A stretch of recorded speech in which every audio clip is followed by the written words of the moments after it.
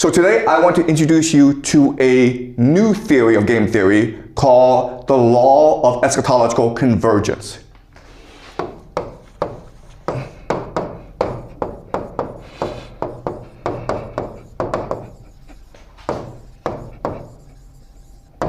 Okay, so this is a very hard thing to write down, okay? It sounds complicated, but it's not, okay? Eschatology, what it is a story of how the world ends. And it's very it's very compelling for people because remember, we discussed this last semester, but as human beings, we have three questions.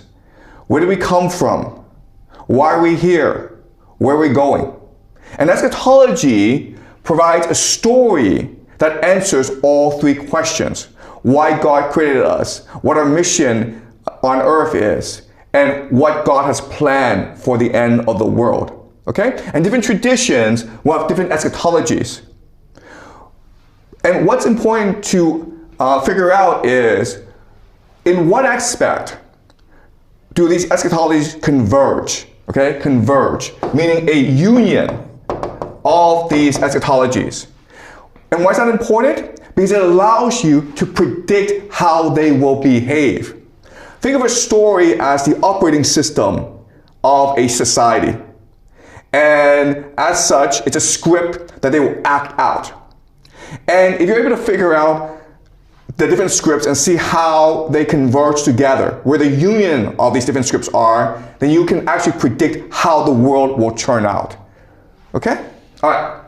So having explained the law, I'm going to go into some theory to help us understand why this works. Okay? All right. So the first thing to understand is something called the universal law of game theory. Okay? And the universal law of game theory states this. Whoever wins a game is able to do this, okay? Mass times energy times coordination. Okay? So these are the three things you want to look at to understand how well a player would do in a game. So mass is just the number of people involved on the team, okay? Energy is just how much attention, focus, motivation there is, okay? So think of it as attention or motivation or action, okay? Any of these words will do. But basically, how invested are you in winning the game? And how hard are you willing to work to win the game? And coordination is just the idea of synchronicity. And what I mean by that is how well do the teammates work together? Okay? And something that you need to appreciate is that the most important thing in winning a game is actually coordination. In fact, I would say it's 4 times more important than just mass. So you can have a lot of people, but if they don't work well together, you're defeated by another team with few people, but they work well together, okay? And then energy is twice as important as mass, all right? So let me give you an example. Let's just say that you're playing a game by yourself, okay? Maybe for example, you enter a ping pong competition or a chess competition. Well, mass and coordination don't really matter because you don't have any teammates. And so what matters is energy, how motivated you are to win this game. How much time do you put in practice? How much time do you put into studying and improving yourself? How focused are you in winning, okay? All right, so a team sport, well, mass is constant. And so what matters is energy and coordination. How well the team works well together, okay?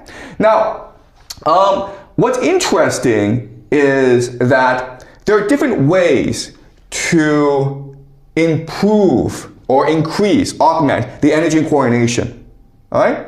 So maybe a leader Okay? So maybe if someone is a really inspiring leader, that will make people much more motivated, and that will allow them to work well together, because all they have to do is listen to a leader. Okay? The problem with a leader, of course, is that eventually he will die. All right? Then you have a family, okay, blood. Okay? They work well together because they all share similar blood. But we cannot account for the differences within this family, okay, the conflict within this family, right? So historically, in the long term, the force that allows teams to beat other teams is the idea of narrative, okay? Narrative, or a story. Okay, why? Because it implants in the minds of all those who believe in the narrative a series of actions that they must take in order to win the game. Okay? So think of it as a script. And in a script, you know what part you play, so you just have to act it out. And that allows for you all to work together to achieve the outcome that you desire. Okay? Does that make sense? Okay? And in narrative, the most powerful form of narrative is the idea of eschatology. Because eschatology is a complete script. A complete script in which everyone knows what he or she must do in order to achieve the desired outcome. And eschatology also is able to transcend both time and space, meaning that you can actually spend centuries acting out the script because everyone knows his role anyway, okay? And it can transcend borders as well. You can go beyond ethnic identity and family, okay? So the most powerful mechanism in history is eschatology, right? So what is eschatology? All right, so most religions are similar. Most religions require you to be a good person. Be humble, be kind, be generous. But there are certain aspects of religions that are extreme, okay? And we can call them eschatologies.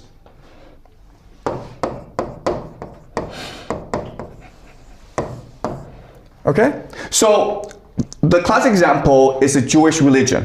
Okay? In the Jewish religion, if you're what you believe is that you no longer live in Israel because a long time ago, the Israelites pissed off God by disobeying him.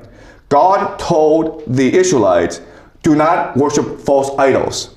But the Israelites sinned, they disobeyed, so they were kicked out of Jerusalem. And they were forced to wander the earth in the diaspora for centuries.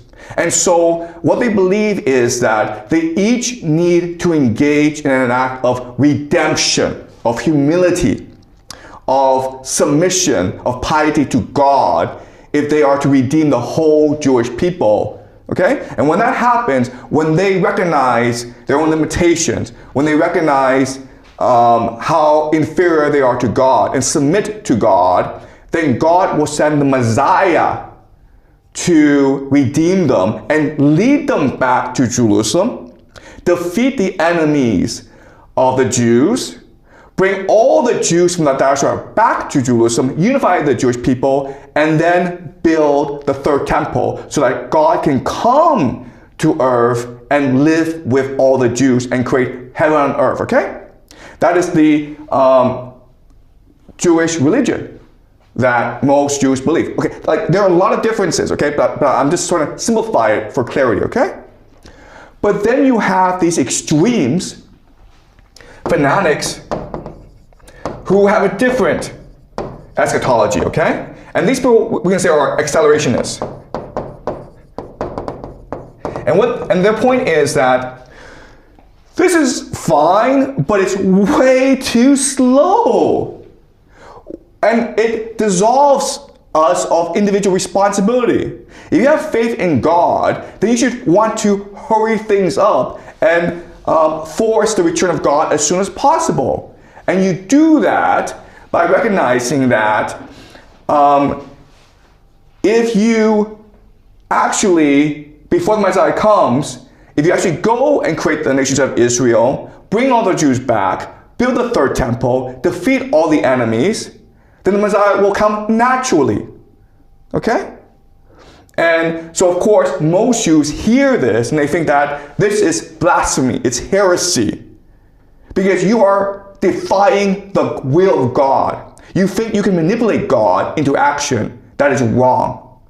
That is the opposite of redemption. That is the worst possible sin you can make. Okay? And so, this eschatology is considered a fringe, an extreme, something to be ignored. The problem, though, is that if you think about it, what an eschatology really is doing is creating a vector to force the religion to move in a certain direction. Okay? And also, if you think about it, if this is the case where eschatology is a vector that forces the mainstream to move in a certain direction, then whichever eschatology is the most extreme, the most violent, will be the one that wins out. Okay? Okay, does that make sense? In other words, what we're going to do today is look at the most extreme versions of different eschatologies. Because, quite honestly, even though these extreme versions are shared by only a few people, they're the ones who are working the hardest to achieve their eschatology, and therefore they're forcing the religion they are in to move a certain way. Okay? All right. So, you hear this and you think this is all confusing, but what I'm going to do now is I'm going to share with you a passage from a biography of Rabbi Schneerson. Remember, we had a look at Rabbi Schneerson talking to Netanyahu and saying, hurry up, let's hurry up the return of the Messiah, okay? He is in charge of Shabbat Lubavitch, which again is an extreme eschatology, but again, because they are so extreme, they're willing to work as hard as possible to achieve their vision, and therefore they are forcing the Jewish mainstream in a certain direction. Okay?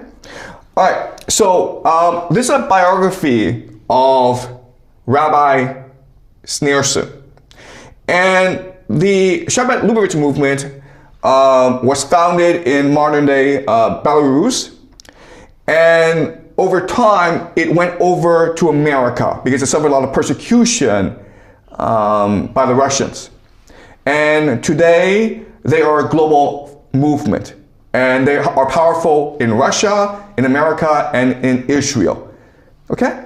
So we will discuss the Shabbat Lubavitch as we move along, but I want to, with this passage, show you how coordination among eschatologists work, okay?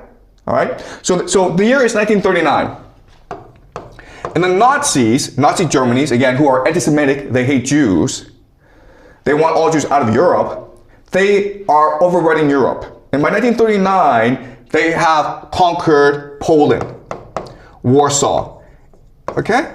Now, Poland, Warsaw is where the head rabbi, the Rebbe, of the Shabbat Lubavitch movement is. And his name is Yosef Yetzat, okay? And he's the father-in-law of Rabbi Schneerson.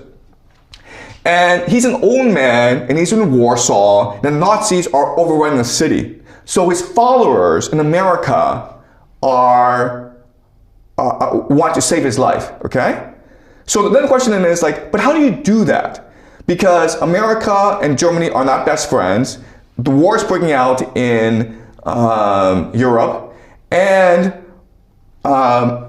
Yosef Yewitz is a very old man. And there are no planes, well, there are planes, but there are no commercial air flights that you can take, okay? So it's gonna be a very long, arduous journey across many borders. Plus, he will need a visa, not just for himself, but for his whole family, okay? Now what I'll show you is how powerful these people are. And again, this is an eschatology where they all share similar vision, and therefore they're willing to make the necessary sacrifices in order to help each other achieve this